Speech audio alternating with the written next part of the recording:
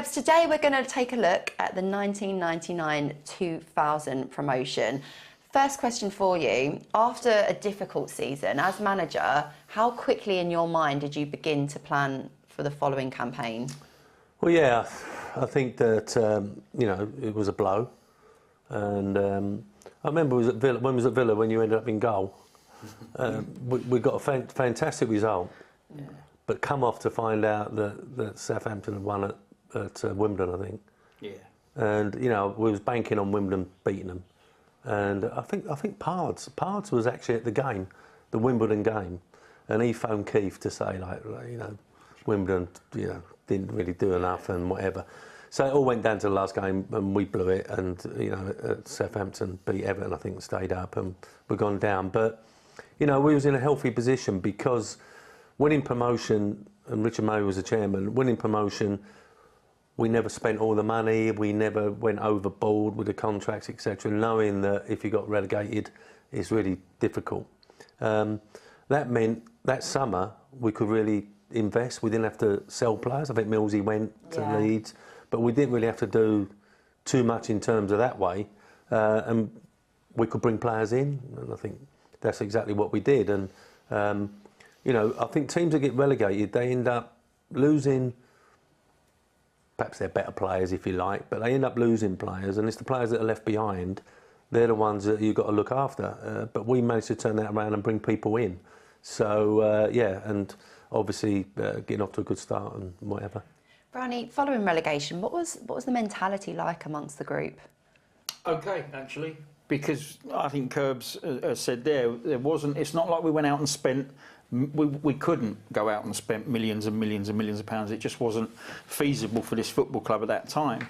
So there was some strength in, but it wasn't enough. And we were hoping that we had enough in the dressing room to hang on to Premiership status, and we didn't. The key bit wasn't that for us. That's why I don't think we were particularly down. The key bit was, what's it going to look like when we walk back in the building? And it was exactly the same squad with additions. You're going to have to correct me if I'm wrong here, but I'm sure you brought in Kylie that summer, which I think is massive. No disrespect to any of the keepers we had. They were all good keepers, but he'd come here with Bury the year before, I think, and at Bury away, 2-0 nils, and he was the reason it remained 0-0 twice. And when he come through the door, and I think you added Pringle that summer maybe, but it was all stronger players. So actually, out of that relegation came, well, hold on, we've actually got a better squad than we had last year. You've still got to get it done, and it's not like Hunty come in. Maybe that was that summer as well, Hunty as well. And so we're looking at it going, blimey, we're stronger. We're absolutely stronger, and no one left that you wouldn't have wanted to leave. I remember two things. Barnsley giving a team talk at the end of it. John Barnes, very good as well. Wasn't it in over at Spowers Lane? Can I quickly interject, because you used to have a fund like for fines, and anything that the club would allow us to put into that pot, whatever was in it at the end of the season, you divide it by how many players there were, and everybody got a little, you know, kickback from their money back. Yeah, because it was our money. You know, it's not like it's anything illegally. It was our money that we'd put in, and we just divvied it up. And I remember Keith Jones called Barnes up and he went, John, you know, you haven't been here long, but, you know, you've been part of the squad, you've been brilliant. And he looked at it, he owned up Barnes, and he went, listen, you know, put it in the holiday fund. Just politely give it back, which I thought was I remember a really nice touch. He stood up and said, you know, I'm off. Funny enough, he went off to Celtic as player coach, didn't he? Yeah. But he said, I'm off. He said, but let me tell you, boys, you're a fantastic bunch, blah, blah, blah, and you're going to go straight back up next year. Yeah. I've got faith you're going to go straight back up. And so he left, and then I went and met Richard Murray to discuss what we were going to do. And I always remember his wife, we were sitting there like this having a cup of coffee, and his wife came in and said, stop talking football, just give him a new contract and get on with it. Trust it to take a woman to sort out the important business, hey? I've gone round there to discuss it, and I ended up getting a new contract, you know, coming out, and you know, which was a sign really that, you know, okay, we've gone up, come back down, but this is what we're going to do. And I've drove home thinking, I've gone round there thinking, oh, this could be a bit difficult, and I've come out with a new 3-year contract. But that gave me the confidence with all the staff and everything else that we were going to give it a right go.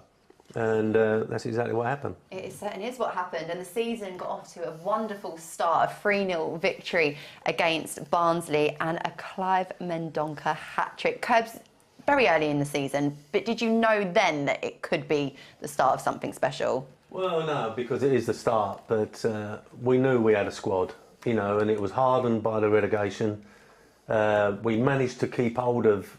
Assist. Yeah, Oh, gosh. Am I going to have to tally up the amount of Brownie contributions to goals? Yeah. Sorry, but that's an But we assist. managed to keep hold of the players. As I say, I think Millsy went, but, you know, 4.5 million, whatever we got for him, it was a good deal, and we couldn't stand in his way, Leeds, whatever, they was in Europe, etc. But we kept hold of him, that's for sure. And as I say, the players around it knew that with him and Hunty, we had a chance.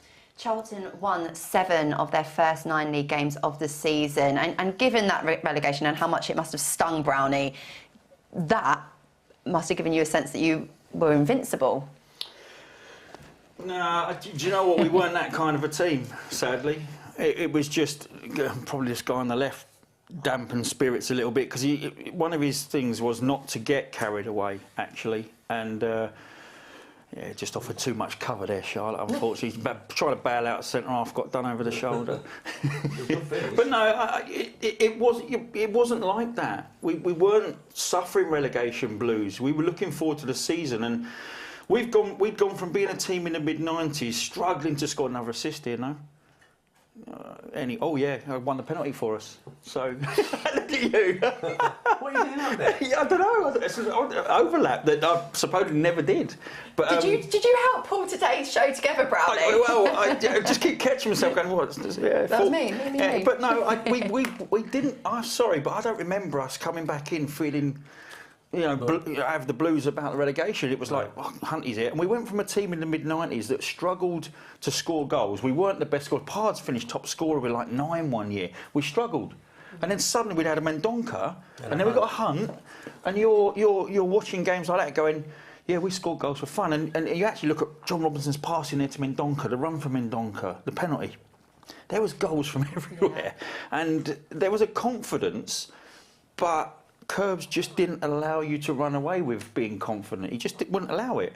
And so across a 46-game season, it's why we sit here saying how difficult seasons are. You know you're going to hit a rough patch at some point, which we did, I think, at some point. We won 1 in 6 or something, and that's the rough patch.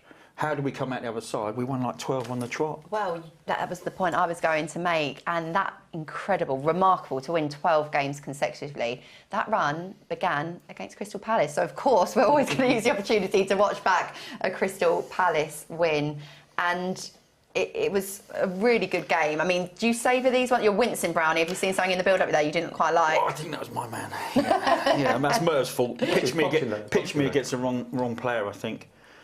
But if I'm... That's good touch. Yeah, listen, that's what I'm saying. There's goals right across this team. And so even when we were 1-0 down, there was no fear. There really wasn't. It was an extraordinary year for that. You know, if we went 1-0 down, 2-1 down, we always felt like we had enough goals to come back and win.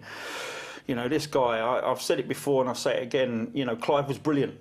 Absolutely brilliant, but Hunty just had the ability, aerially, left, right, you know, run the channels. I've got a funny feeling. There's another assist coming here, Kurtz. I think someone has tried to do me a right. Yeah, what a ball that is. You can't defend them, Charlotte. You can. A little 1-2 in Newts, round the corner, across the 6-yard line. Oh, no, we're Hunty. Yeah, we had a bit of pace. You can't defend that, Curbs. We had a bit of pace, didn't we? He's not having it. No, I'm interested in seeing the players, John Solarco and... Yeah. Pringle. So about those two, like how important a contribution did they play? Solarco scoring against his former club, of course. Yeah, I know. I just we brought in a bit of pace, and we brought in some men who have been about and understood it, and once again wanted to come to us. You know, it wasn't a question that we threw money at them and all that sort of thing, because we weren't in that situation. But they wanted to come to us, and I remember especially meeting Hunty, who I think he might have just got relegated at West Brom. I can't remember now, but he was at West Brom, and there was a few people after him, and you know, I met him, and he wanted to come. You know, that was the first thing he said before he even started talking about money or whatever. He wanted to come.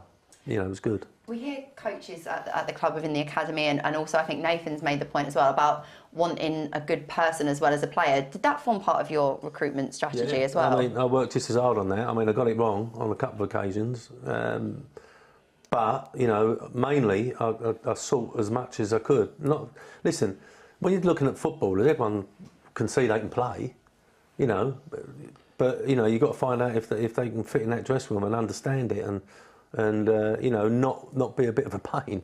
And you know, we got it wrong a couple of times, or maybe even more than that. But if we did, we got them out. Right, I was going to interject there because it didn't hang around long if they didn't fit in with that group. They didn't. The group sort of half sorted out, and then Curbs would get wind of it, and generally that player was moved on pretty quickly, or as quick as a club can move a player on. It's not easy to do that. It just feels like there was so much clarity in absolutely everything, from the recruitment to the stability of you being given the contract to the roles that the players were asked to do. Clarity in the fact that Steve Brown obviously came up with a few assists, and I think you even got on the score sheet in one of those games against Wolves, 2-0. Well, are we? No, sadly not. Oh. No. I'm joking. Of course we are, Brownie. I can't use the opportunity to not show a Steve Brown goal. So this is the win. They were quite rare. They were a collector's item. Yeah, they were quite rare. Yeah, I mean, at this point we are flying, right? At this point, I didn't see the date of that game, but it's like I said, this was my favourite season by some distance as a football player. Wherever I played, you know, and the majority of it was at Charlton. This was by some distance the most enjoyable year I had in football. It was an absolute pleasure to get on that pitch most weeks, and there was a camaraderie within this group, which obviously is enhanced by results and a successful season.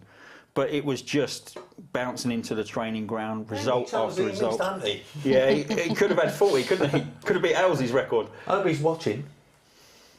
We've got a message in from Phil here saying that this season was wonderful, and he felt like one of the unsung heroes of that year was Martin Pringle. Lots of people got on his back because he didn't score a lot, but he worked his socks off and provided lots of assists. When he got injured late on in the campaign, we really missed him. Yeah. Phil asks, what do you two think of that? Yeah, Pringle was a brilliant addition, because obviously you've got a front two that can score goals, so he probably had to be patient that year. I don't know how many appearances Martin made that year, but whenever he came in, he was another guy. He had pace, he could work the channels, you could turn teams around, get your line up nice and high, so first ball out you could challenge up. Oh wow. Oh, there we go. Wow. No, but you could change it as well, you know, with his pace, you did a good sub. You're not going to say well done there. Oh, look at that as well. You must have thought I was all right. I got the captain's armband on as well, in a season that we've won the league. Blimey. Yeah, I was better than I thought I was, I think. I honestly think I was a little bit better than I gave myself credit for. The last game of the season, oh, no. if the guys at the club can hear this, can we please just do a Steve Brown compilation? Give the people what they want, hey? Even just sitting down and listening to you guys reminisce and go over that season, it brings a big smile to my face. Just how much did you enjoy it, Curbs? Well, you know, I always went into games thinking that we're going to win them. Yeah, you know, you never had any doubt that we was going to get turned over. Obviously, we did, but you know, we was confident in our ability, and also whoever was put in that 11, you know, went out and done their best, and we always had people on the bench. And I think, you know, people that came onto the pitch, there was never any like grumbling when they come off. It was like, we're in this together, like, and I've made a decision to bring you off to put you on, because I think that's going to change the game. There was no aggravation. We had a great squad. Yeah, you had lads there. Graham Stewart just scored that goal, and I think maybe he wasn't. Maybe I'm being out of order, but he flew under the radar a bit for me, because he was an exceptional player. Very, very football intelligent. Played out on the right, but just came inside. It was almost impossible to pick up. Pitched him with a little goal there. I remember him scoring one at Newcastle, I think, or Everton, one of those where he just pops up. Lad as well, great lad. I've run with him for a bit, and he was a terrific lad.